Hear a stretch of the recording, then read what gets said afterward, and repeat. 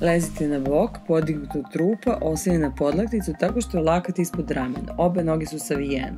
I polako ispružamo gornju nogu, podižemo koleno visoko i ispravljamo nogu flektiranog stopala i tako ispravljeno vraćamo nazad iza linije tijela, a prste zatežemo. Zamislite da vozite bicikl. Znači napred kad ide noga, zategnemo stopalo, izbacimo petu, a kada ide noga pozadi, zategnemo i ispružimo prst. Lakša verzija jeste da nam je trup na podu, oslonjene glave na ruku, dok je druga ruka ispred tela i po potrebi se oslanjamo na nju. Opet obe su noge savijene, ispružimo gornju nogu, da podižemo koleno visoko, ispravljamo nogu flektiranog stopala i tako ispravljeno vraćamo nazad iza linije tijela, prste zatežemo. Znači zamišljamo da vozimo bicikl. Možemo dodati još drugu opciju, da idemo kao što da ode prsti peta, a da u drugoj opciji bude samo znači peta ili samo prsti.